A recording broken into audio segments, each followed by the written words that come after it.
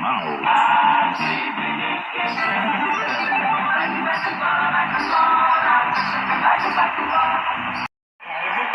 Mais perto de você.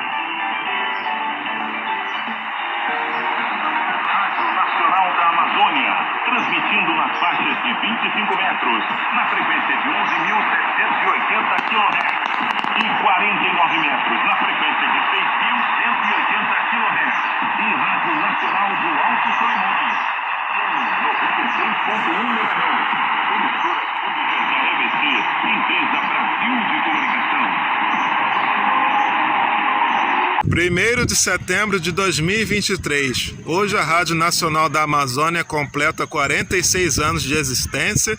Por volta das 13 horas, a emissora colocou um especial muito legal, contando um pouco aí das histórias, dos bastidores da rádio e ao longo das décadas e anos, a história de alguns comunicadores que por lá passaram e a relação da emissora com seus próprios ouvintes.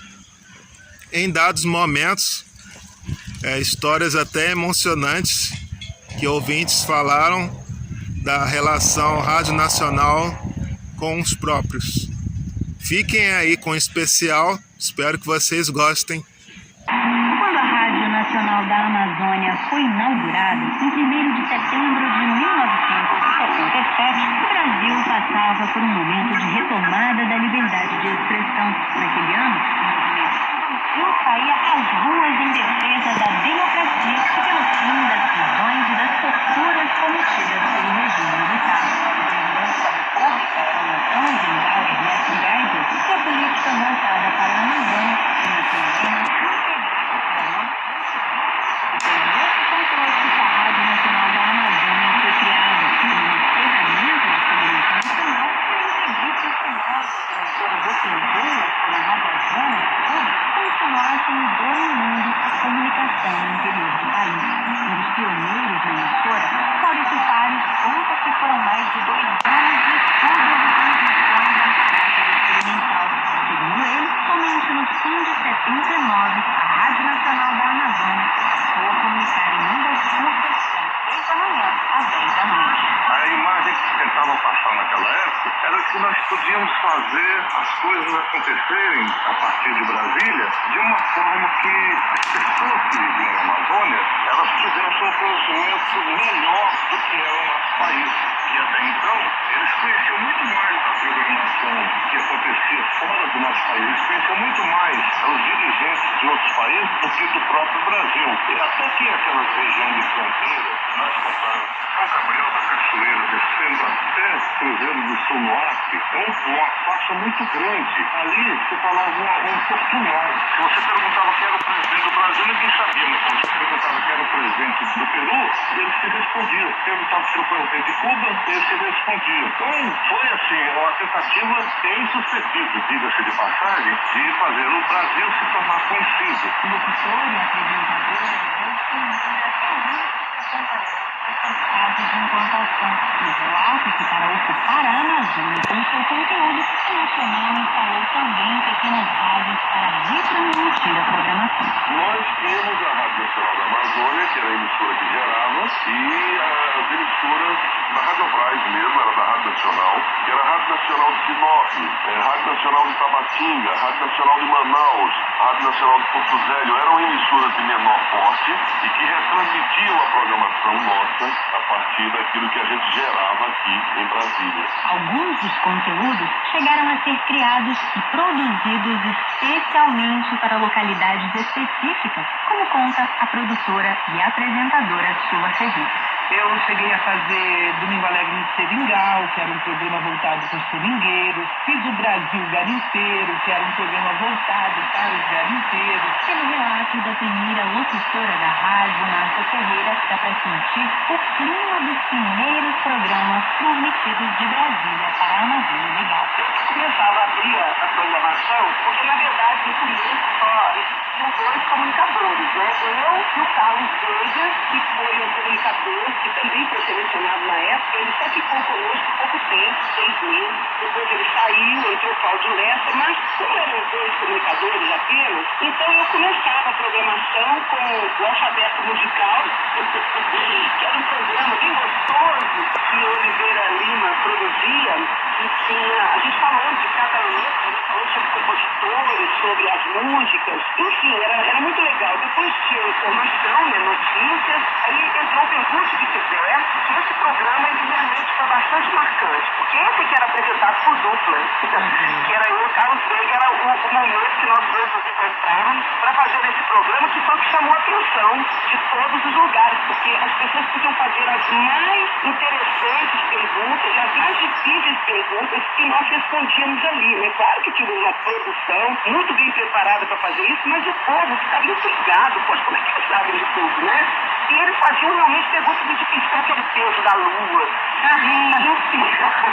E claro, também tinha aquelas perguntas mais tranquilinhas, né? Quantas vezes o Flamengo foi campeão? Quantas vezes o Brasil jogou no tal Copa e tal? Quer dizer, de tudo quanto era pergunta, a nossa produção super eficiente pesquisava e nenhuma pergunta ficava sem ser atendida. O Pergunte que Quiser era a Tânia Monteiro, que era a nossa produtora. Também tinha um programa depois que foi criado, Roda Viva, que também se tornou uma maravilha, que era Luiz Inês que produzia, junto com a Artemisa Azevedo. Depois a Artemisa também passou a apresentar esse programa e nós começamos a nos unir, porque a gente via que essas parcerias eram muito gostosas. E foi essa relação estabelecida com os ouvintes que fez com que a Nacional da Amazônia se transformasse em um fenômeno. Segundo o relato de Adelson Moura, apenas 17 dias após a inauguração da rádio, já chegava a primeira carta. Uma carta que marcou muito a vida da gente, que foi a primeira carta, foi o primeiro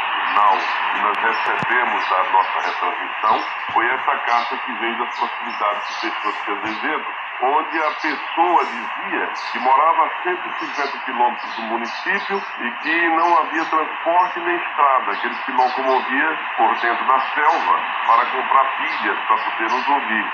E como tinha perdido a esposa e também os filhos de malária, ele estava sozinho ocupando a terra que foi distribuída para ele e que, para não perder o hábito de falar, ele repetia tudo aquilo que a gente falava, né, no decorrer das nossas transmissões. Segundo a apresentadora Mara Régia, foram as cartas as principais aliadas dos profissionais da rádio para entender a realidade dos ouvintes. As cartas são não só uma fonte enorme de pautas, demandas, né, como também histórias sobre a Amazônia. Tanto assim que nos estúdios da antiga Rádio Brás nós tínhamos painéis, fotos de cartas que abarravam os estúdios, porque sempre foi nosso grande tesouro. O apresentador Maurício Rabelo conta que o primeiro programa a colocar o ouvinte no ar foi o Sertão Brasil, transmitido aos sábados de manhã. A Luiz Inês, na época, ficou com um programa muito bom, de muita audiência, de manhã cedo ao sábado. Aí eu propus a Luiz Inês,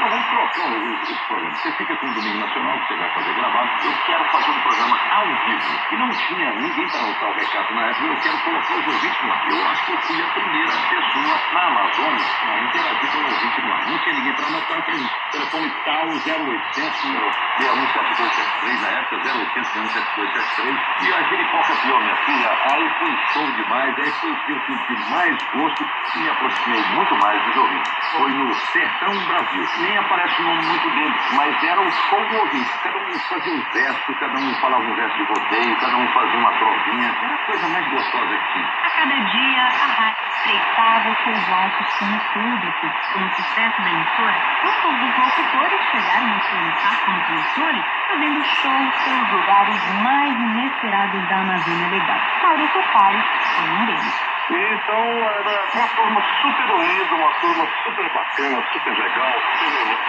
oportunidade que nós fomos fazer um show no Garimpo Serra Pelada, foi Adelson Moura, Márcia Pereira, e não entrava mulher no Garimpo da Serra Pelada. Mas o Extinto SME, eles é que nos convidaram, que tinham o interesse de levar esse Porque onde a gente chegava, a gente apaziguava. Mas nessa época, referindo especificamente o garimpo de Serra Pelada, foi uma época de inchaço do garimpo. Ele estava com aproximadamente 100 mil homens. Era gente tão grande que havia aquele receio de que a qualquer instante pudesse ocorrer um conflito, porque eram homens.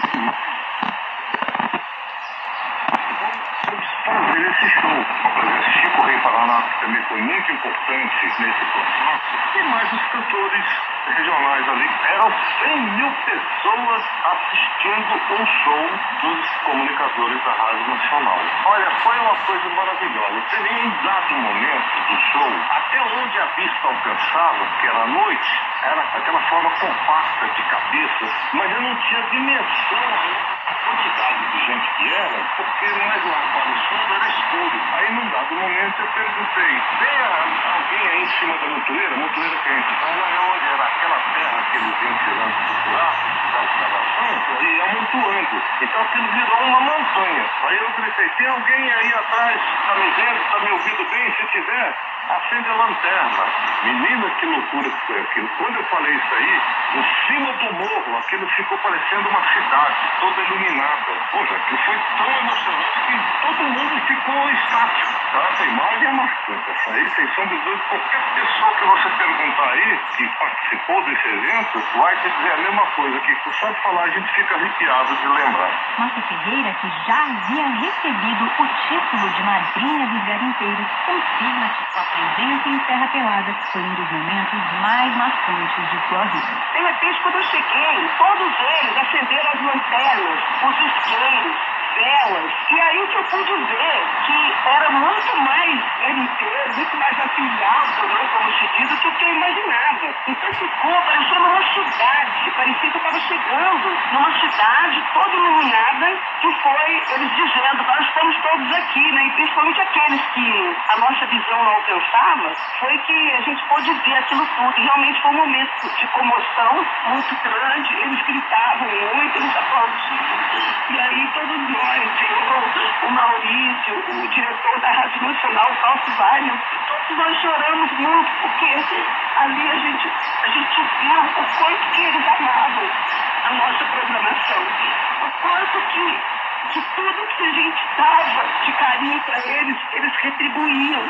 Então era tudo muito, muito bonito. E eu já disse, eu me emociono, porque foram trabalhos assim que realmente foram gratificantes. Todos queriam ver de perto a equipe da Nacional da Amazônia. Foi justamente isso que fez do concurso Cidade contra Cidade no ano de 88 um dos momentos mais marcantes da emissora. Na disputa, o município que mandasse mais cartas para a rádio ganharia um show com seus integrantes. Edson Nery, apresentador, locutor e operador técnico da antiga Rádio Brás desde 1976, mais conhecido como Seu Burrinho, conta que poucas horas antes do fim do concurso, estacionou na porta da emissora um caminhão vindo de Dueré, em Tocantins, deixando toda a equipe de boca aberta. Dentro do veículo havia simplesmente 700 mil cartas.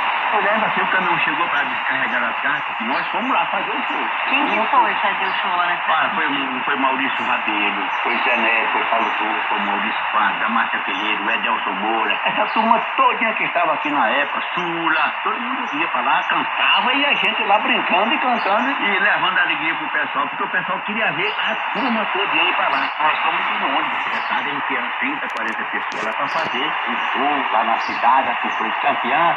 Mas era bom demais. E as aventuras não foram poucas. Para aproximar cada vez mais os ouvintes, a orientação era conhecê-los e ver de perto sua realidade. Edelson Moura, por exemplo, acumulou mais de 4.000 horas de voo sobre a Amazônia, mas algumas dessas viagens não foram muito agradáveis. Olha, todos os momentos da minha vida na Amazônia foram todos eles marcantes. Nós corremos vida quando se fez necessário voar em lugares todos tinham. Mas a gente encarava desse dia. Coisas da juventude também, 22, 23 anos de idade, e aquilo pra mim era tudo festa, farra, esse tudo era maravilhoso. Mas por diversas vezes nós nos preparamos Uma vez estamos voando, levantando o voo de uma cidade com o nome de Aripuanã, e com 3 minutos que a gente ainda estava subindo, o avião acabou o combustível. Acabou de um lado do tanque. Quando o piloto mudou a seta para poder ir buscar o petróleo no outro tanque, o avião começou a ratear e começou a perder a altura. Naquele momento a gente teve assim uma apreensão muito grande. Outro perigo, assim que eu digo, uma coisa assim, que marca, também marcou muito. Chegando na cidade do Pará por nome de Redenção, o avião não baixava, um trem de fogo. As rodas traseiras baixaram, mas a dianteira não baixava. Aí a gente ali naquela aflição, cheio de temor, de medo, e falando com o professor Paterno, um que bate dizia, derruba o avião no rio, o outro falava, derruba numa plantação de arroz, não sei aonde. E aí o piloto falou, nós estamos com o pessoal do Exército Moura a bordo, e eu estou desesperado, porque todo mundo está aqui preocupado, não tem experiência. Vamos voltar para as rodas traseiras. Aí o piloto da Varig interceptou, falou com muita calma com esse piloto, disse, olha, tenha calma, paciência, você vai conseguir fazer o seguinte procedimento, vai fazer isso. O piloto da Varig conseguiu colocar o nosso avião em pé. Rosanelli, outro pioneiro da rádio, também passou por alguns apuros durante as visitas feitas na região. Em uma dessas viagens, ele e seu parceiro de música e locução, Paulo Torres, acabaram sendo salvos pelos bilhetinhos com recados de ouvintes que levavam os hits.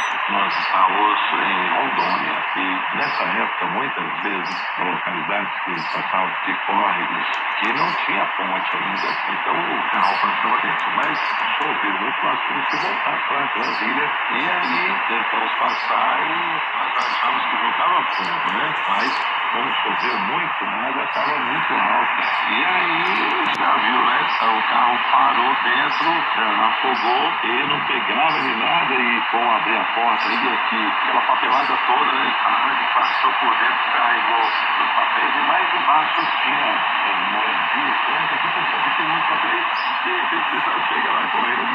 Aí, Então foram porque nós dois não tinha jeito de um tentar de outro empurrar. Não ia conseguir jeito, foi graças ao pessoal que morava mais embaixo que veio olhar e muita gente empurrou. Flores foram até a Amazônia. A Amazônia também veio até a rádio. Por causa do tremendo sucesso da programação, artistas locais começaram a viajar para Brasília a fim de divulgar seu trabalho, enquanto os primeiros programadores musicais da emissora, Célio Antônio Milano. Existia um cantor chamado Rei do Brega, o Raimundo Soldado. Então o pessoal gostava muito daquele tipo de música porque é a música que eles ouviam lá. Então eles queriam ouvir na rádio também. Então o pessoal começou a vir para cá para divulgar o trabalho deles ou mandar para nós o trabalho deles. Quando nós fomos com eles para a Amazônia, eles de lá traziam irmãos os discos deles na época do Lachão, não, eles iam para rodar na rádio. Da Amazônia, o que mais passou pelo estúdio foi o Alípio Martins, que também, infelizmente, é falecido. E Francisco Lopes, outro que já foi, infelizmente, né? Da Amazônia, o Carlos Santos, que era um camarada que começou a usar o esquema do carimbó. Ele era produzido pelo Mestre Luca, mas o Mestre Luca começou a evolucionar o carimbó dele, mudar o segmento, e como surgiu o carimbó brega, que eles falavam na época. Segundo Célio Antônio, alguns artistas fizeram história na emissora. Eu vou citar um exemplo de Marcos Roberto. Aquela música dele, A Última Carta, foi uma das músicas mais pedidas na Rádio Nacional da Amazônia. Eu resolvi ali escrever a última carta para pedir mais uma vez a sua volta e assim por diante. Vem aí, mais um líder de audiência.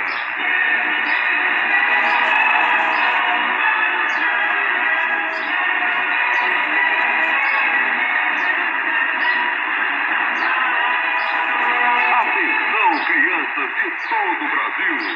Está no ar. Encontro com Tia Leninha.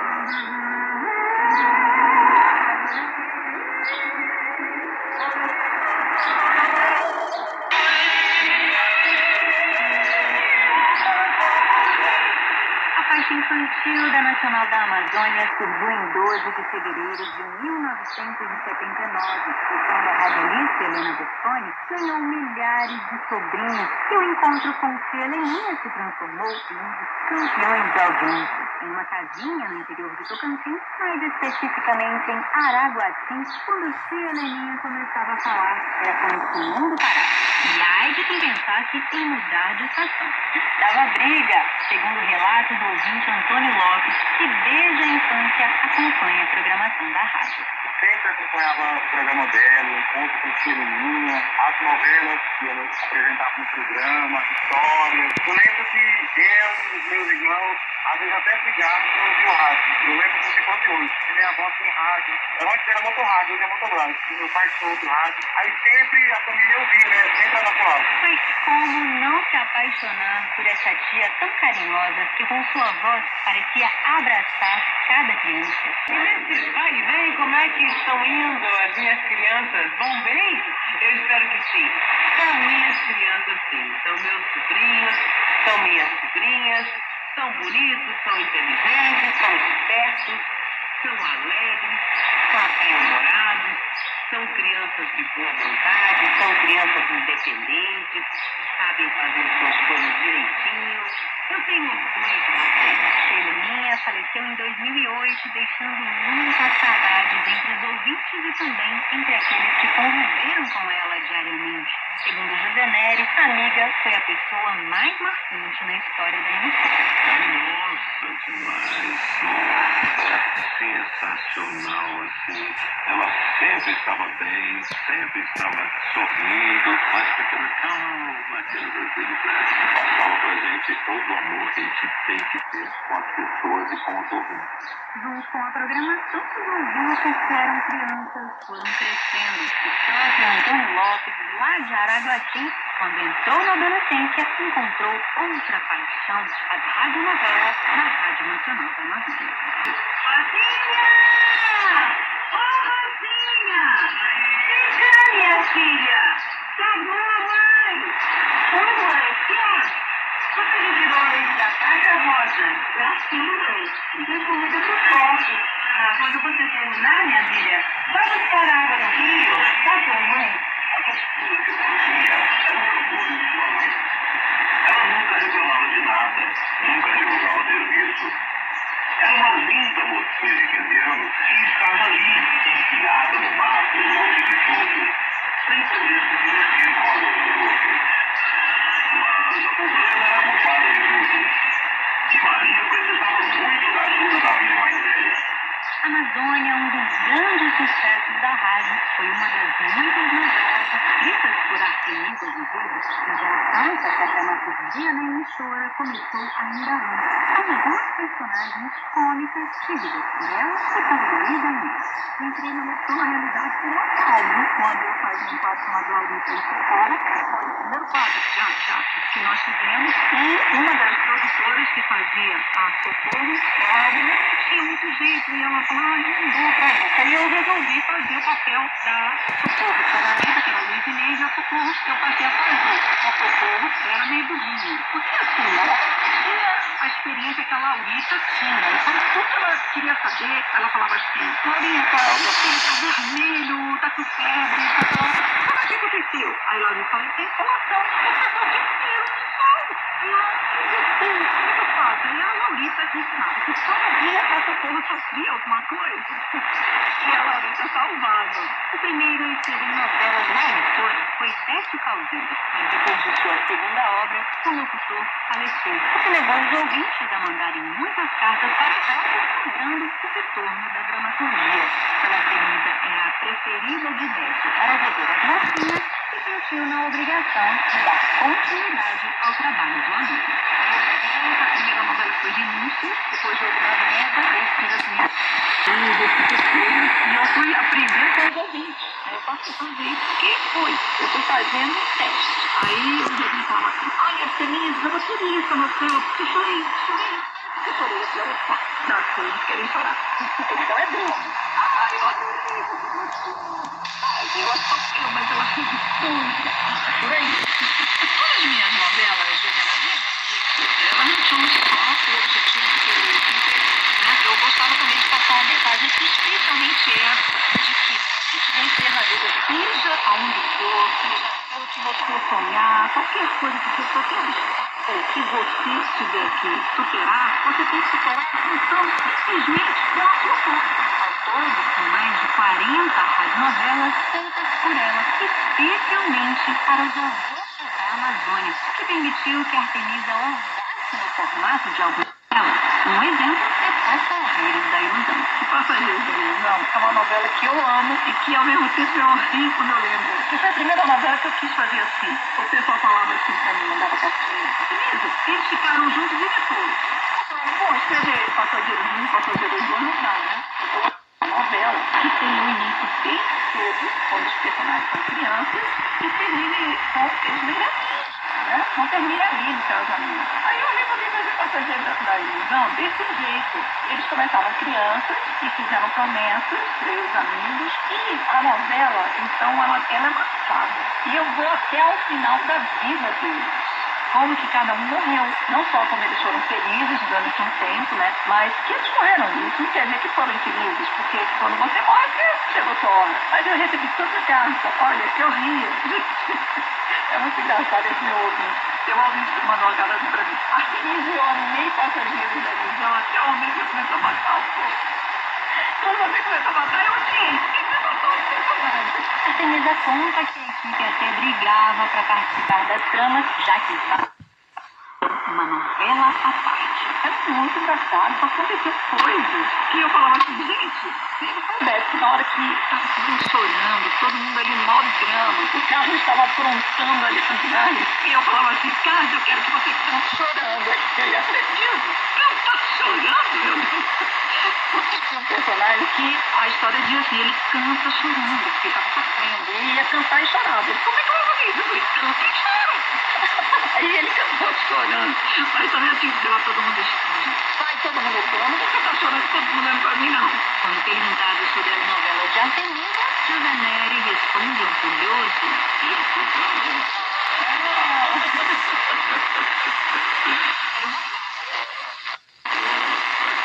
Que ela faz ou então deixando de amar uma porque estava amando outra. Tem que apanhar pra isso. E as novelas muito bem feitas, bem escritas pela Artemisa, e bem dirigida também, foi fantástico. da dramaturgia, que a apresentadora Carmen Cristóla, mais conhecida como Sula Cedilho, assumiu o microfone da Nacional. Antes disso, ela viu atuada na produção.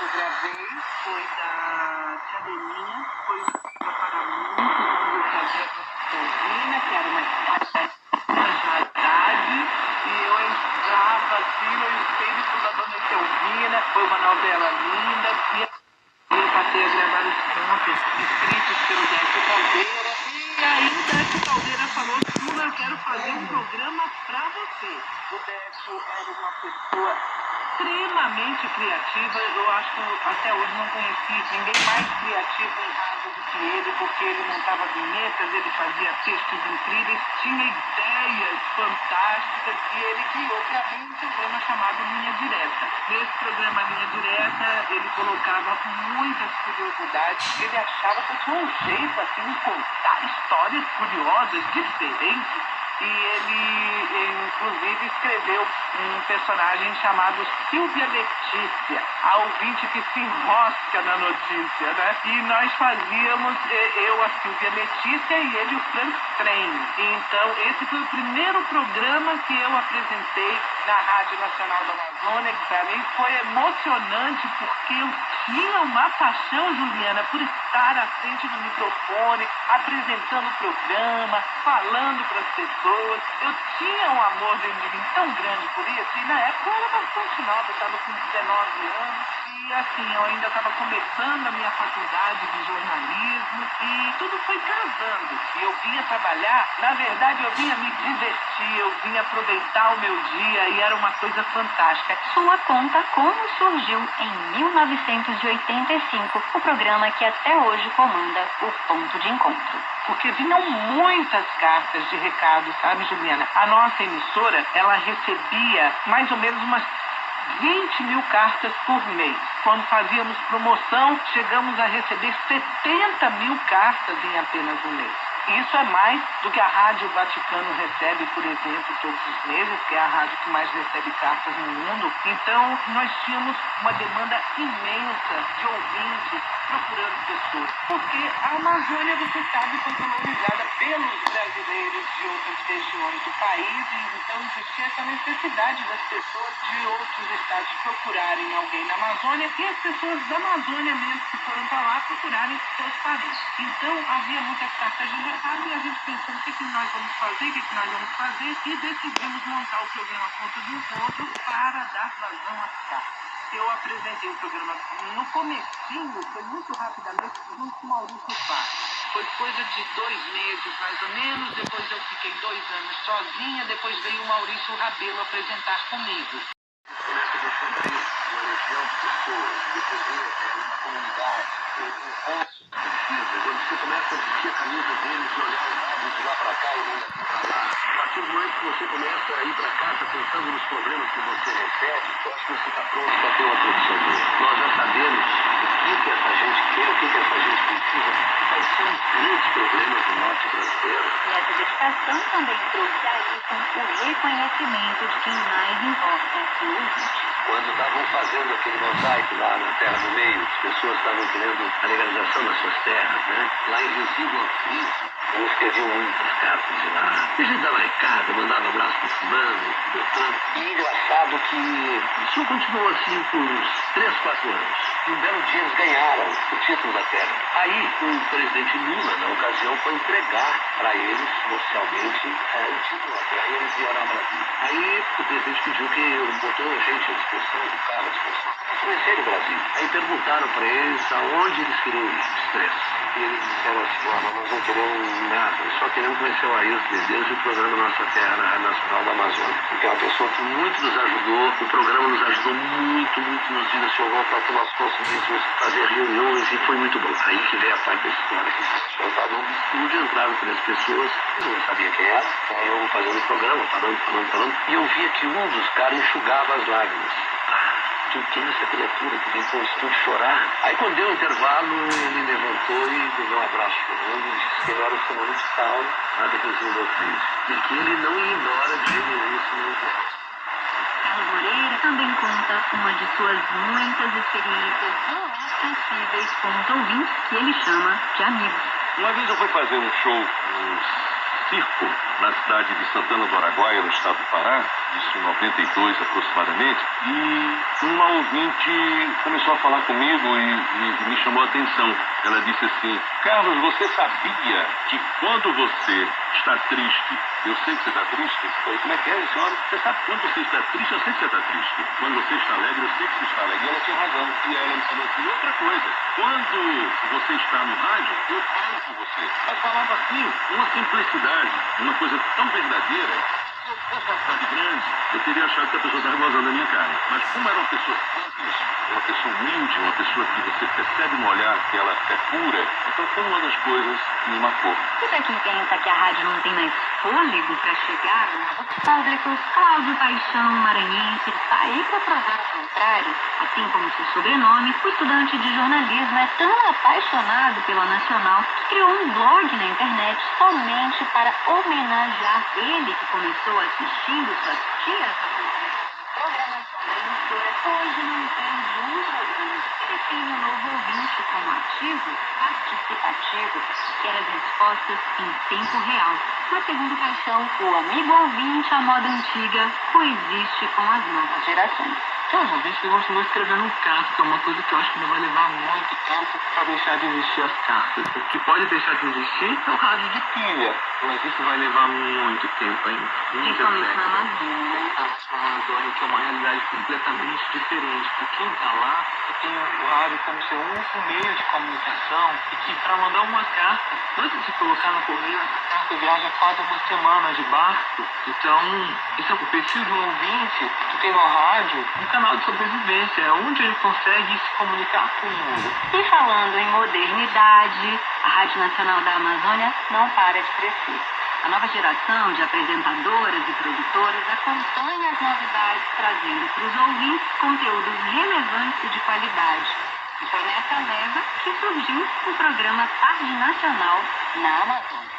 Em 2014, ele foi criado como uma revista radiofônica de variedades, fazendo pautas sobre sustentabilidade, comportamento, saúde e direitos. Inclusive, ele foi o primeiro programa a usar o WhatsApp ao vivo. E quem pode confirmar isso pra gente é a produtora do programa, a Roberta Tintoni, né, Beca? É isso mesmo, Ju. E é incrível pensar assim como essa ferramenta é tão essencial hoje em dia para todos os programas aqui na rádio, né? Como ela permite essa interação em tempo real entre os ouvintes e os entrevistados e as equipes dos programas. E quando a gente vê com essa história, tem gente que não acreditava que ia dar certo, né? Deu muito certo, né? Muitas mensagens de WhatsApp, não só no Tarde Nacional, mas agora em todos os programas da Rádio Nacional da Amazônia. A gente consegue atender aquele pedido musical na AMA, né? Muito gostoso, né, Beth? E tirar a dúvida com o especialista sobre os temas que eles pedem para as entrevistas. Então, muito orgulho de ter começado essa aventura aí, né? De poder se comunicar em tempo real com os ouvintes. E outro programa que faz parte da grade é o Nacional Jovem. Como diz o nome, ele foi criado para atingir o público jovem da Amazônia, trazendo pautas sobre educação, comportamento e cultura, mas acabou caindo nas graças do público adulto da Amazônia também, como contam a apresentadora de Martins e a produtora Patrícia Fonseca. E é isso, o Nacional Jovem é muito diverso, tanto os jovens como os adultos, né? A gente fala sobre vários assuntos, comportamento, educação, e ainda tem as brincadeiras, não é isso, Patrícia? É isso, Didi. As nossas brincadeiras fazem com que todos se sintam jovens para participar do programa. E para trazer toda a beleza e diversidade das manifestações culturais da Amazônia, a programação da Nacional conta também com o Mosaico, um espaço dedicado à arte e à cultura de uma forma deliciosa e muito bem conduzida pela Ana Pimenta. Ah, Ju, você que é deliciosa.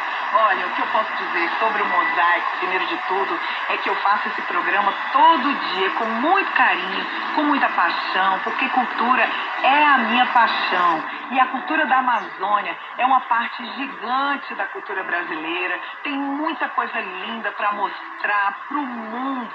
Então, aqui no Mosaico, a gente fala de música popular, música erudita, cinema, festas tradicionais, ou seja, a gente traz as novidades da cultura em diversas áreas, sempre pensando na realidade dos nossos ouvintes e pensando também como é que eles podem trazer para o cotidiano deles o que a gente mostra aqui no programa. Então eu vou terminando a minha fala, desejando os meus parabéns para a Nacional da Amazônia, essa rádio que mora no coração de tantos brasileiros. Esse também é o pensamento do apresentador Carlos Moreira. A Nacional da Amazônia hoje faz exatamente o que as outras não fazem. É muito simples você chegar no microfone e falar: pois é, a gatinha Juliana está lá em Taguatinga, nesse momento ela pediu uma música aqui com Jovenir Marciano e tá aqui minha gatinha, um beijo, um abraço, valeu, tchau. Eu acho que no fundo as pessoas não querem mais isso. As pessoas querem também o lado humano. Aqui é o microfone, mas do outro lado a pessoa tem que entender que tem um ser humano ali. Aí, pessoal, esse foi o especial que a Rádio Nacional da Amazônia colocou no ar no dia de hoje, um dia especial que marca aí os 46 anos da emissora pública estatal brasileira. Espero que vocês tenham gostado deste vídeo, contando aí histórias inéditas, né?